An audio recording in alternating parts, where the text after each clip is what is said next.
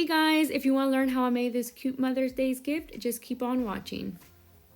Okay guys, so this is the material that I will be using. You will need your Cricut mat. This is a vinyl that I'm using with a transfer tape.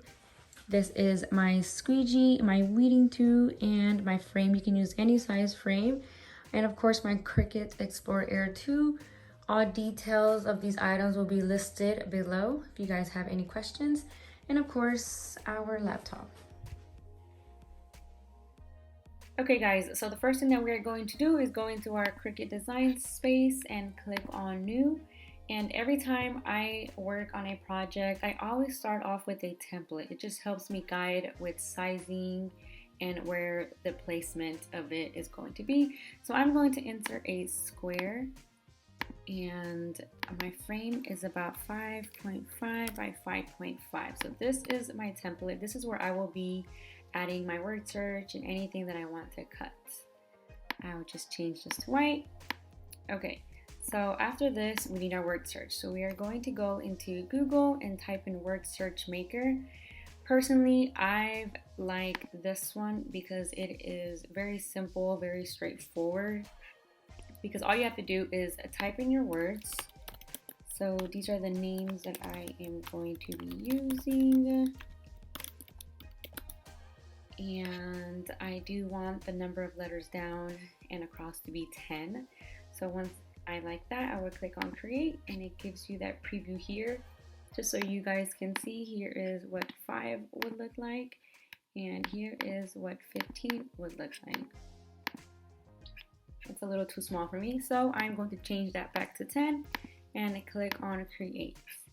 It also gives you the answer key, so that way if you don't like how that looks, you can scramble it. I don't like how that looks either, so I'll scramble it once more until I like one. This is just personal preference. Okay, so I think I like that. So we'll just go back to worksheet, and you can, small disclaimer here, you do have to register and sign up with them. You do get about 3 downloads. After that, I believe there is a fee. So I won't be doing that. What I will be doing is just zooming into this, and I'm going to snip it. So if you have a snipping tool, just go ahead and snip this and save. So once you have that, you can go back into your Cricut design space and click on upload. These are the other examples I've done, but you would go into upload image, browse, and it is right here. And I always go with complex. I don't like the simple or moderately complex because of the color. So I just go to complex and click on continue. I also like to change this to 100. I personally think it cuts smoother. Once we do that, we can just click on everything that we are going to cut. We have to make sure you get the insides, and you can always just double check by clicking on preview. So I have a lot to go, so let me fast forward through this.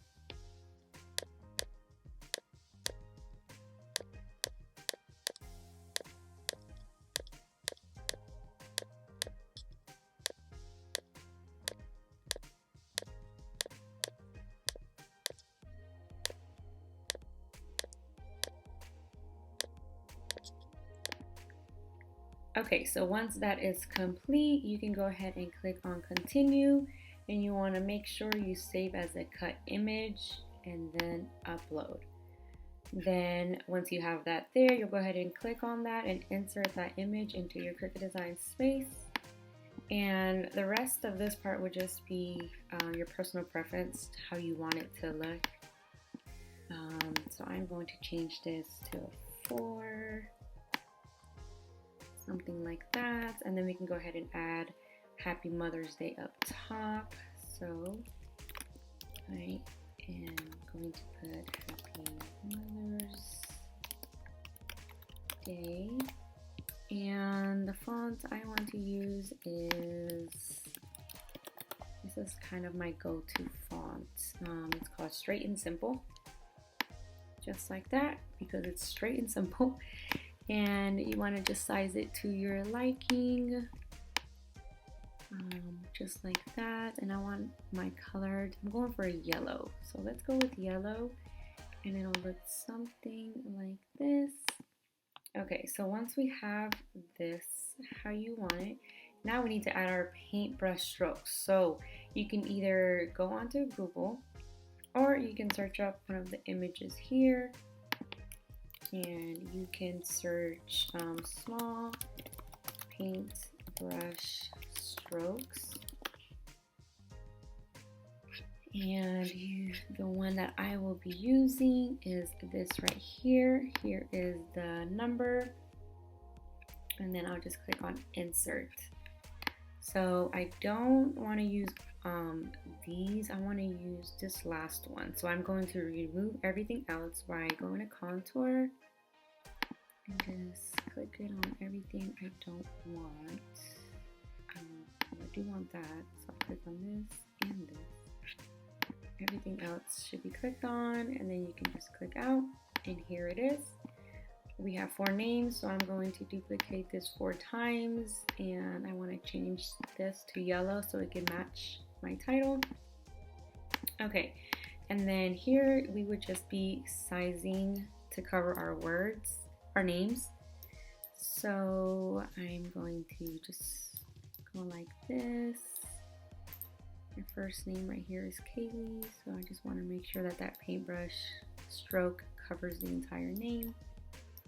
And we would do that on the rest. So let me fast forward through that as well.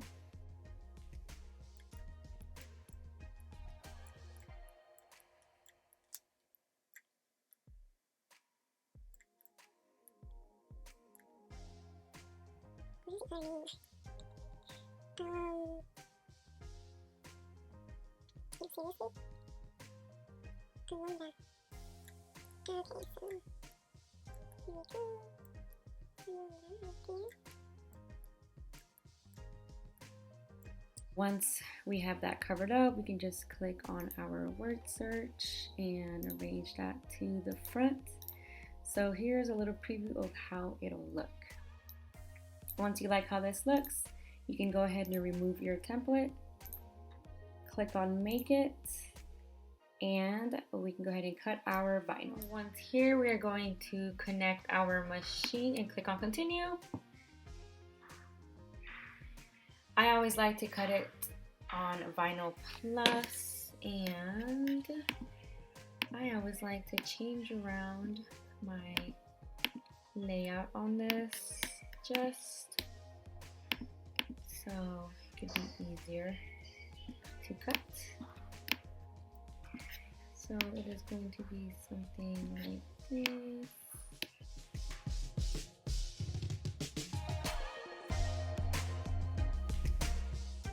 Okay, and I will see you guys at my Cricut. So we can go ahead and remove our plastic off of our Cricut mat and start adding our vinyl. I like to use my squeegee just to make sure that it is on there nice and firmly. Because we are doing small cuts today, I will be adding tape for extra support just in case, so my vinyl will not move. Then we can go ahead and start cutting all of our vinyl. Once the vinyl is cut, I always like to make sure that it was cut correctly and remove it so it can go on to the next one, and I can work on that one meanwhile.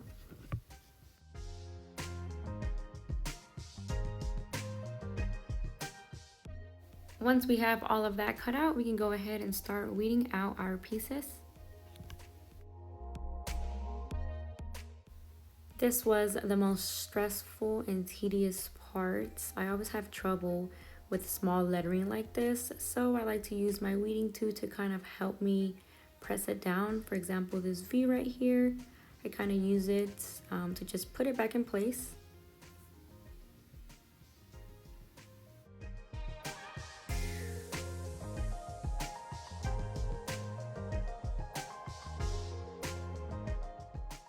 Then for the smaller cuts, I like to use this nail polish holder to kind of help me put our small pieces in.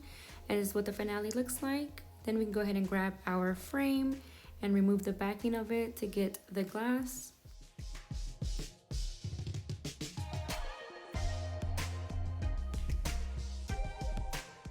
You want to make sure you wipe down your glass because it does get very dirty very quickly.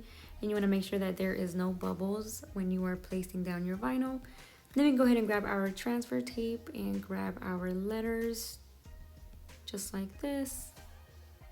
I like to kind of use my squeegee to make sure that it is on there, and I like to get the back just to help it come off.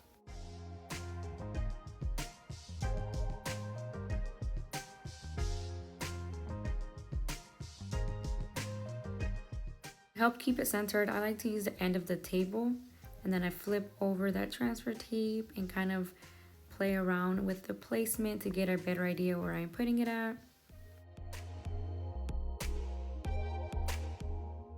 Here I am just eyeing it to make sure that it is even on both sides, and I'll go ahead and grab my squeegee one more time and really pat that on there. When removing the transfer tape, you want to be slow with it because sometimes the letters don't come all the way off, but just in case, you can just do what I'm doing here with my finger to help it stay on there.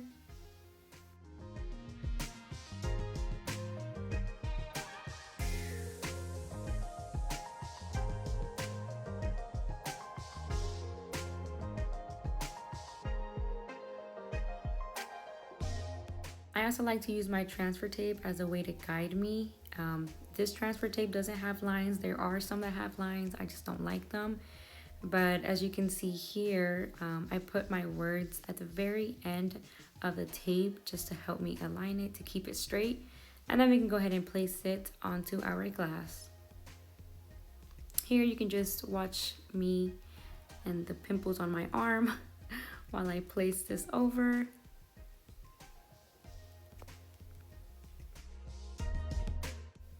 And this is how it's looking so far.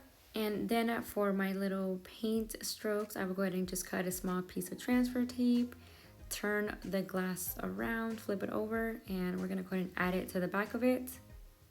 And I will go ahead and do this for the rest of the names.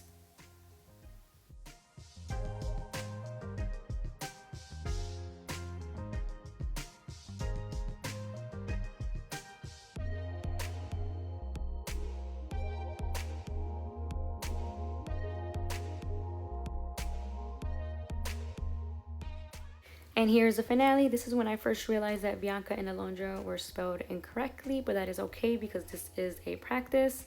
You want to make sure you clean your glass one more time, and I'm using that empty glass and putting it first and putting the one that we worked on the back. And that's it.